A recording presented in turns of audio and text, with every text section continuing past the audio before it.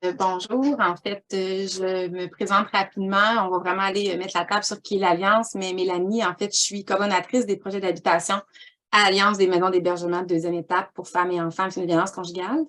Karine, je vais te laisser. Karine, chargée de projet pour l'Alliance, même endroit que Mélanie.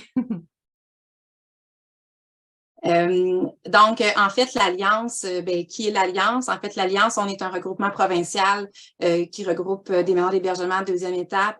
Des maisons d'hébergement qui offrent des services d'hébergement, en fait, pour des femmes et des enfants avec une violence conjugale post-séparation par l'entremise d'hébergements transitoires sécuritaires. C'est sûr qu'on a aussi un très grand mandat d'information, de sensibilisation et de mobilisation auprès de la population québécoise par rapport à la violence conjugale post-séparation et bien sûr par rapport aux homicides conjugaux. Qu'est-ce que c'est, en fait, une maison d'hébergement de deuxième étape, là, le mot MH2, en fait, qu'on va vraiment utiliser couramment, versus une maison d'hébergement d'aide et d'urgence. En fait, une femme qui est victime de violence conjugale en situation d'urgence va se présenter en maison d'hébergement d'aide et d'urgence, donc MH1, entre guillemets, que je vais utiliser comme terme. Donc, une femme va se présenter en maison d'hébergement d'urgence et pour un hébergement il devrait avoir une durée maximum autour de 3 mois. En fait, on a des statistiques qui démontrent que 8 des femmes qui passent en hébergement d'urgence, ce n'est pas parce que tu laisses ton conjoint violent que la violence conjugale stoppe. Au contraire, on tombe en violence conjugale post-séparation. Donc, 8 des femmes des études de 2017 démontrent que 8 de ces femmes-là qui ont passé en hébergement d'urgence ont besoin d'un hébergement de plus longue durée, donc un hébergement de deuxième étape. Via, en fait, la principale différence en MH1, ça va être plutôt un milieu de vie avec des chambres, alors qu'en MH2, on va vraiment tomber avec un appartement. Donc, la femme va avoir son appartement, donc ce ne sera pas des chambres, mais bien une cuisine, un salon qui lui appartient, des chambres. Par contre, il va quand même avoir des espaces d'intervention dans la même immeuble. Il va avoir aussi des services spécialisés en violence conjugale post-séparation. Donc, via cette maison d'hébergement de deuxième étape-là, on a un panier de services qui est très complet. Donc, on va aller vraiment aller au niveau des services autant pour les femmes que pour les enfants. On a une approche très, très collaborative avec les partenaires. La concertation est très importante. Et en fait, ce qui est vraiment important de comprendre, c'est que cet hébergement-là, il est transitoire. Le séjour moyen au Québec est autour de 8 mois et demi. Donc, la même appartement, la même unité d'hébergement, ce n'est pas des appartements, en fait, elles n'ont pas des baux, elles n'ont pas, mais la même unité d'hébergement peut autant accueillir une femme à mobilité réduite que non, un enfant à mobilité réduite que non, et on est vraiment dans un aspect transitoire où ça va être environ 8 mois et demi. Donc, il faut vraiment se dire que c'est temporaire. L'Alliance regroupe 38 maisons dans 15 régions différentes. On a présentement 145 unités d'hébergement sécurisées. On en a quelques-unes que ce sont des chambres, mais la plupart, comme je vous dis, ce sont des appartements. Nos statistiques, c'est pas les dernières, mais les avant-dernières années, c'est 500 femmes et enfants qui ont été hébergés dans une année. Et présentement, dans le contexte que vous connaissez toutes avec les féminicides, on a 30 maisons en développement, construction, rénovation d'un bâtiment dans le but d'augmenter les places. Le taux de refus est autour de 75 là, actuellement pour des demandes admissibles par manque de place. Donc, vous comprendrez pourquoi il y a une effervescence de beaucoup de projets actuellement. Rapidement, on va juste vous montrer la carte pour que vous voyez où on est vraiment un peu partout au Québec. Les maisons en bleu que vous voyez sur la carte sont celles en fonction. Grise, on est en construction imminente. Vous pouvez voir qu'il y a vraiment des régions qui sont en vide de service. Il y a des régions où effectivement les besoins sont plus criants, les taux de refus sont plus élevés, par exemple à Montréal, je vais penser à l'Outaouais, je vais penser aux Laurentides. Donc, il y a vraiment des régions où les vides de service sont importants. C'est sûr aussi que la crise du logement vient aussi amplifier tout ça. C'est pour ça que présentement, on a une trentaine de projets sur l'ensemble du territoire québécois. Les maisons d'hébergement de deuxième étape, ce qui est vraiment important de saisir, puis ça va venir vraiment mettre la table sur pourquoi on a autant de projets en ce moment. Avant 2018, les maisons n'avaient pas de financement de services. En fait, on avait 20% seulement des services étaient financés dans les maisons d'hébergement de deuxième étape. C'était des maisons d'hébergement d'urgence qui développaient un projet d'hébergement de deuxième étape à bout de bras en essayant d'offrir des services à ces femmes-là victimes de violences conjugales post-séparation. En 2018, il y a vraiment eu un énorme travail de fait pour consolider le panier de services, pour avoir vraiment un arrimage puis avoir un financement adéquat à la hauteur des services qu'on offre à ces femmes et ces enfants-là.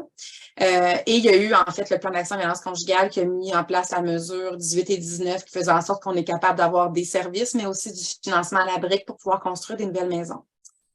2020, année COVID, les 36 féminicides, il y a vraiment eu l'arrivée de la stratégie nationale de logement au Québec, donc du financement fédéral qui a descendu au Québec. Et il y a eu aussi l'implantation, en fait, d'un comité interministériel en violence conjugale dans lequel l'Alliance travaille pour aller accroître l'efficacité entre la réalité et le terrain, s'assurer que la brique arrive avec le financement en mission. Donc, depuis 2020, il y a vraiment eu un arrimage important de dire, OK, il faut qu'on ouvre des MH2, dans quelle région et comment on y arrive. Donc, c'est dans ce contexte-là que nous, à l'Alliance, on a développé, en fait, l'équipe habitation, où on est venu accompagner, en fait, nos maisons d'hébergement qui développent des nouveaux projets d'ouverture de maisons d'hébergement de deuxième étape. Mini aparté de vous dire que via notre service habitation, on accompagne aussi certaines maisons d'hébergement d'urgence dans des projets qui sont vraiment, vraiment liés. Donc, on est aussi sur quelques projets de maisons d'hébergement d'urgence, mais c'est minime, là. On parle de 2 projets. Et moi, ce que je pourrais dire, c'est que dans ces maisons-là, dans le fond, qu'on accompagne, ont des défis parce que les besoins sont très différents d'une femme à l'autre. En fait, le défi de cet hébergement-là, c'est que c'est un hébergement qui est transitoire. Donc, c'est un hébergement de courte durée. Puis notre objectif, c'est de redonner le pouvoir à la femme, le pouvoir à la femme de reprendre le contrôle de sa vie pour pouvoir, après ça, aller vers une autonomie fonctionnelle. Donc, les maisons d'hébergement doivent être flexibles. Et à titre d'exemple, on a cité là, des exemples qui nous ont été répertoriés de femmes ou d'enfants qu'on accueille en maison d'hébergement. Donc, c'est autant des Coralie qui ont de la difficulté à monter les escaliers suite à des chutes ou à des douleurs chroniques qui ont été causées par la violence conjugale. Des Stéphanie qui ont des maux de tête fréquents suite au TCC qui est un impact de la violence conjugale. Des Isabelle qui ont des enfants en bas âge, dont certains enfants peuvent avoir des défis fonctionnels, des défis des limitations, donc soit en fauteuil roulant ou autre défi quelconque physique, et aussi peuvent se déplacer avec une poussette et les épiceries plein les bras. Des Florence qui ont des terreurs nocturnes, qui se rappellent, qui sont réveillées par des traumatismes qu'elles ont vécus, ou beaucoup de stress, beaucoup d'anxiété aussi. Des fois, c'est la nuit là, que cette anxiété-là peut ressortir. Donc, c'est vraiment de créer un environnement qui va pouvoir favoriser leur guérison puis les accompagner dans leur cheminement. Des Emma qui ont... des jeunes Emma qui ont un avenir devant elles, mais qui doivent prendre un temps pour se reconstruire. Des Amina qui ont perdu leur repère puis qui se retrouvent seuls sans filet social. Des Hugo, enfants de 12 ans qui ont la jambe plâtrée suite à une chute dans les escaliers. Des Marie en fauteuil roulant, pas séparés de leur aidant naturel. Des Claudettes qui sont elles-mêmes aidantes naturelles, mais qui ont un fils majeur trisomique.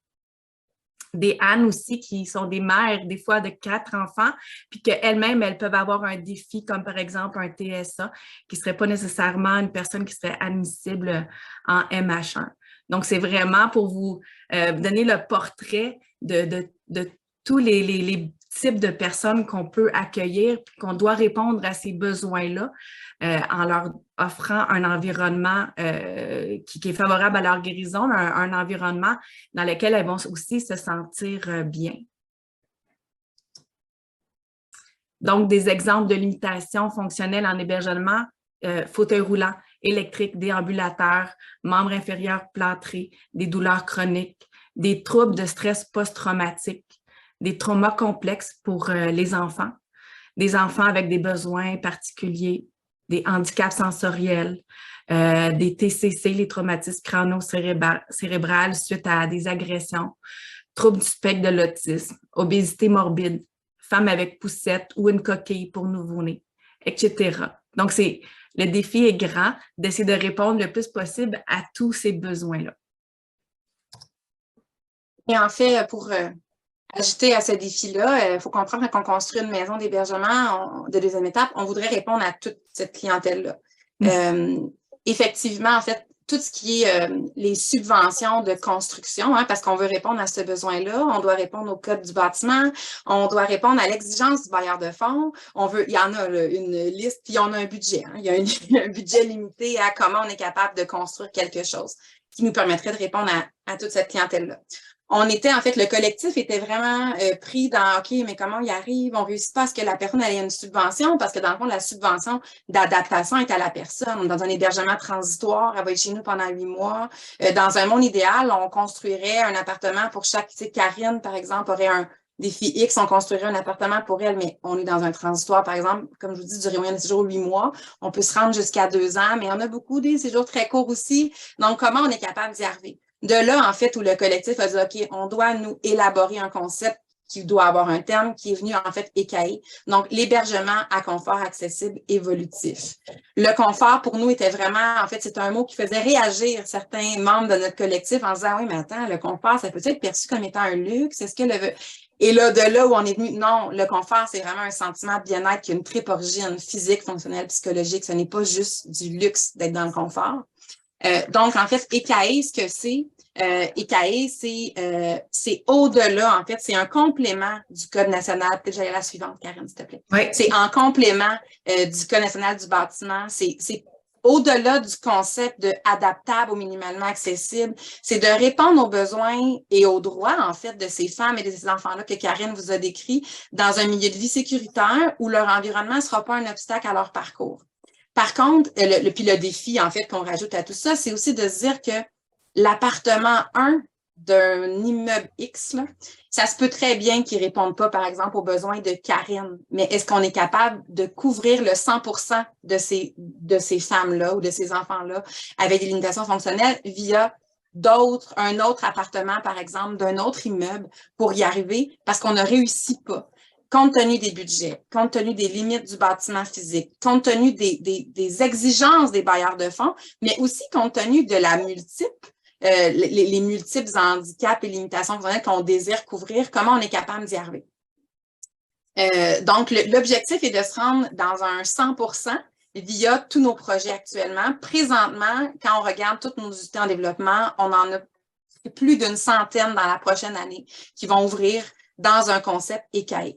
L'exemple que je peux vous donner, on a un projet, par exemple, qui a un 9 unités là, qui s'en vient. On a, par exemple, installé un élévateur qui va faire en sorte qu'il ne se rend pas jusqu'à l'étage du haut parce que l'élévateur a des limites au niveau du nombre d'étages qu'on est capable de faire. Mais on dit, OK, on a 3 étages sur 4 qui est avec un accès facilitant, autant pour une femme à mobilité réduite, un enfant à mobilité réduite ou une maman qui a une poussette et une épicerie. Là. Fait qu'on on est vraiment dans faire plus à partir des subventions qu'on est capable qu'on a en notre possession. Puis Mélanie a parlé un peu du concept de confort, là, justement, que le mot confort peut être biaisé, qu'on peut l'associer au luxe. Par contre, le confort, on cherche vraiment le bien-être. Puis le bien-être, dans le fond, c'est d'essayer d'intervenir le plus possible sur les stresseurs environnementaux, parce que la femme est souvent dans un état au-delà des limitations physiques et des douleurs qu'elle peut porter. Il y a tout le côté psychologique aussi qui est à considérer. Donc, le mieux, c'est de redonner un peu le contrôle à la femme sur son environnement, le contrôle sur son éclairage, le contrôle sur la température de son espace. Comme par exemple, au niveau physique, le confort peut être un confort thermique, les effets du chaud versus le froid. Je ne sais pas vous, là, mais moi, quand il fait très chaud, là, souvent, on dirait que je suis plus irritable, même que ça peut me causer des maux de tête. Donc, si on ne donne pas le contrôle à ces femmes-là sur la température, on peut pas savoir, nous, les effets de la température sur la femme. Tandis que d'autres, quand il fait très froid, ça peut amener beaucoup de frissons, puis augmenter l'anxiété. Donc, confort thermique, qualité de l'air, être capable d'avoir un endroit où est-ce qu'on peut avoir un accès aux fenêtres, avoir l'impression de respirer, c'est très important là, pour les femmes. Le bruit, dans le fond, c'est tous des éléments qui sont des stresseurs environnementaux parce que le corps réagit beaucoup. Là, je ne sais pas si vous avez déjà pris connaissance, mais quand on est dans un environnement où est-ce qu'il y a un bruit de fond constant, comme une machine à Pepsi ou n'importe quoi, là, un ventilateur, là, comment notre corps réagit quand on l'arrête? On s'en rend pas compte parce qu'on est en mode stress, mais quand on l'arrête, souvent, on fait comme un petit relâchement. Ça veut dire que pendant toute la période, et on ne le savait pas que c'était un stresseur, mais pendant toute cette période-là, notre corps s'était adapté, puis on sent la détente là, une fois qu'on n'a plus ce stresseur-là. Donc, c'est super important de prendre en considération le bruit et le confort spatial, tout ce qui est l'accessibilité, les dégagements, d'avoir un parcours sans obstacles, d'être capable d'avoir accès aux étages supérieurs, donc d'avoir un monde personne, toute la circulation, puis le confort physique aussi. Là. On ne vise certainement pas un bien-être comme une chambre d'hôtel, mais on veut juste au moins avoir un endroit où est-ce qu'on peut se sentir détendu confortablement. L'éclairage aussi. Donc, tous les effets de la lumière. Là, si vous êtes déjà arrivé dans un endroit où il y a des lumières une lumière qui flicker, là, qui scintille. Ça peut même être des déclencheurs là, pour les femmes d'avoir un éclairage qui est très néon, donne un aspect très institutionnel. Donc, on vise vraiment d'avoir un hébergement comme à la maison pour que les femmes puissent atteindre un certain confort. Dans l'éclairage aussi, il y a tout le rythme circadien. Si les femmes ont des difficultés au niveau de dormir la nuit, ils font de l'insomnie, c'est important de leur offrir un éclairage, une couleur d'éclairage qui va favoriser le sommeil la nuit puis l'éveil le jour. Donc, le noir aussi, là, Mélanie, tu voulais-tu dire quelque chose? Bien, j'ajouterais juste dans les exemples que Karine donne, puis je ne l'ai pas nommé au départ, là, c'est important de savoir qu'en maison d'hébergement d'urgence, il y a une présence 24/7 d'intervenantes. En maison d'hébergement deuxième étape, il n'y a pas de présence 24/7 d'une équipe d'intervention. Donc, c'est là où, et il faut penser dans tous les exemples dans le home field que Karen parle, c'est qu'il y a toutes les notions de sécurité qui sont nécessaires à avoir via notre bâtiment, compte tenu que c'est des femmes à risque homicidaire, mais sans aller dans l'institutionnalisation, sans aller dans le... Fait que c'est juste cette notion-là. Fait que ça, on vous parle du défi de réussir à répondre à tout le monde le plus de limitations fonctionnelles possible en fonction des financements disponibles, mais aussi en gardant en tête que nos bâtiments, compte tenu du besoin de sécurité, bien, ils nécessitent déjà un peu plus, en fait, que des bâtiments réguliers.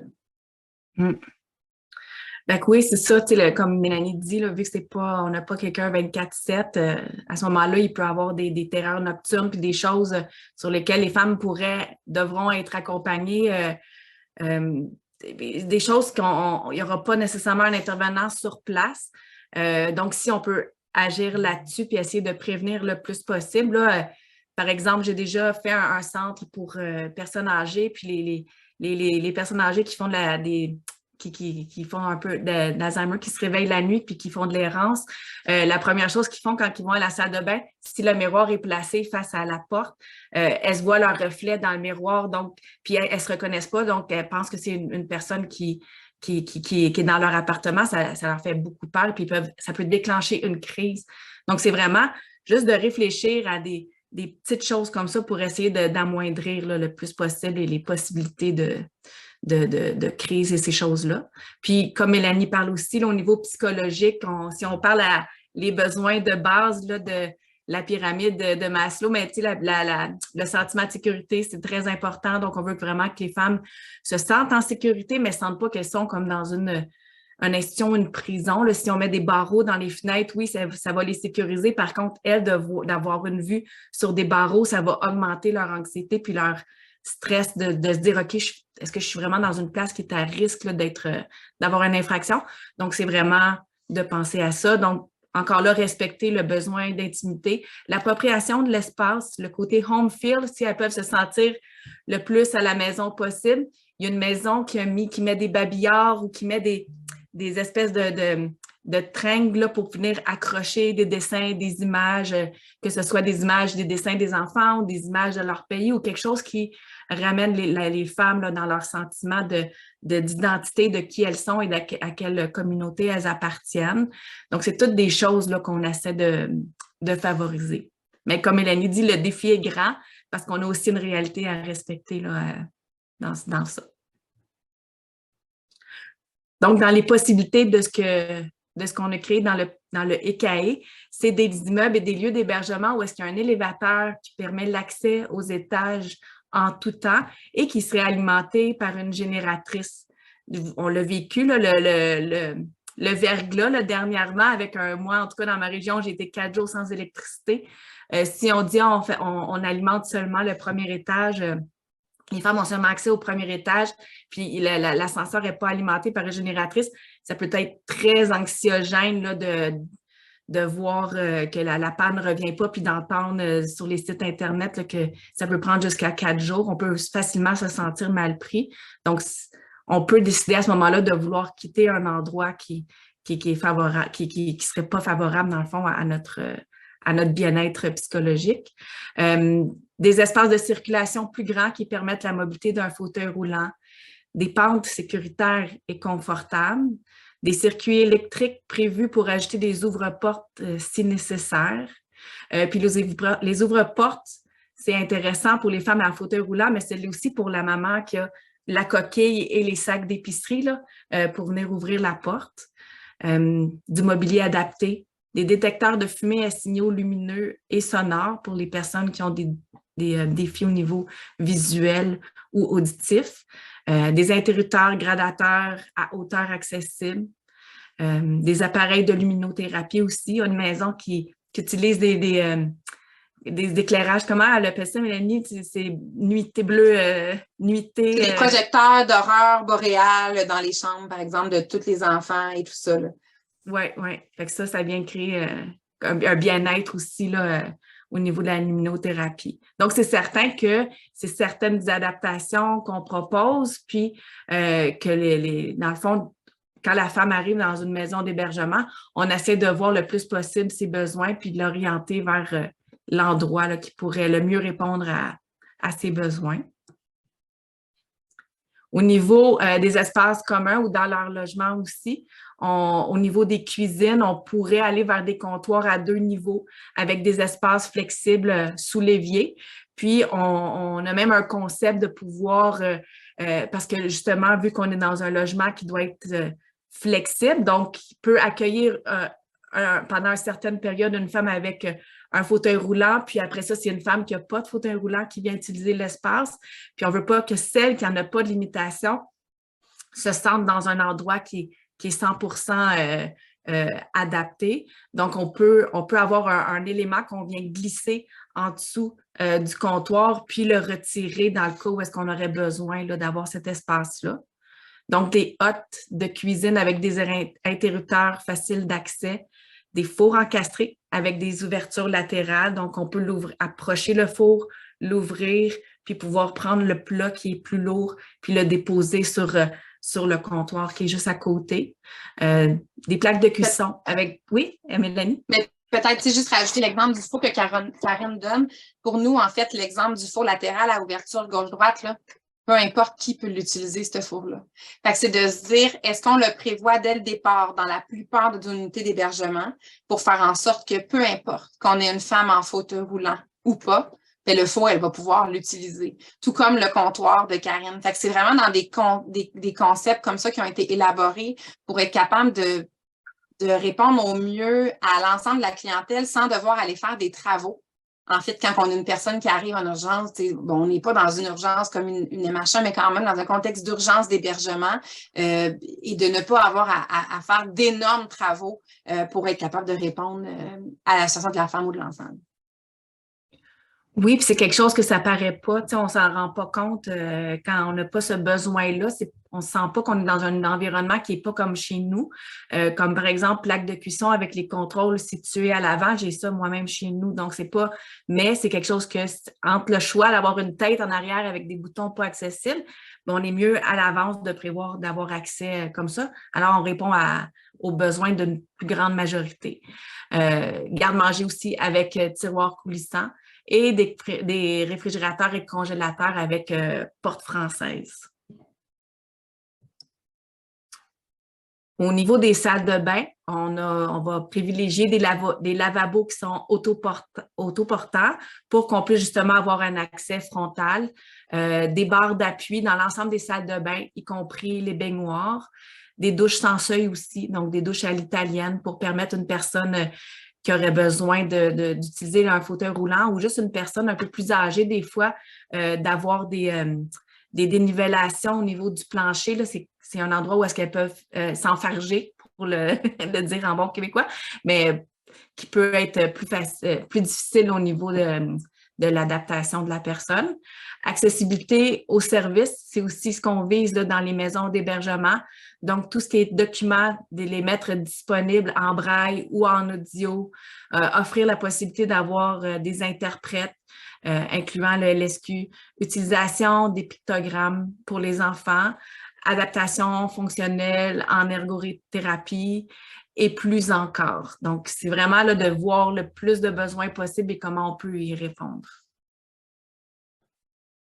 Puis en fait, je vois dans le chat, c'est de dire où ils sont, ces unités-là, puis comment on peut y accéder, là, dans quelle région.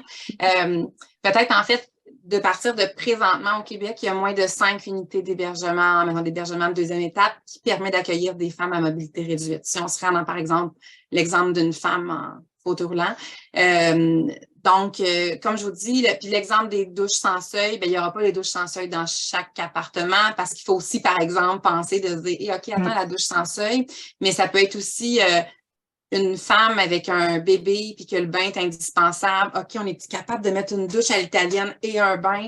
Ben, des fois, on est capable, mais dans un pied carré de bâtiment, puis dans la dimension, puis dans le budget, on n'y arrive pas toujours. Donc, on est allé se faire conseiller sur OK, quel type de bain peut offrir une versatilité avec des barres d'appui, avec un rail pour monte-personne, avec un monte-personne mobile, quel rond de lac giratoire ça nous prend pour le déplacer. Donc, comme je vous dis, on ne peut pas arriver avec une liste qui dit, voilà, dans telle région, il y a telle unité disponible. Par contre, nous, à l'Alliance, on est capable, en fait, via le collectif, de trouver la bonne unité disponible pour la femme en fonction, en fait, de l'évaluation aussi des partenaires autour qui accompagnent cette femme et ces enfants-là pour être capable de bien cibler, en fait, l'unité qui va être disponible. Puis un exemple que j'aime bien donner aussi, c'est l'exemple du lit.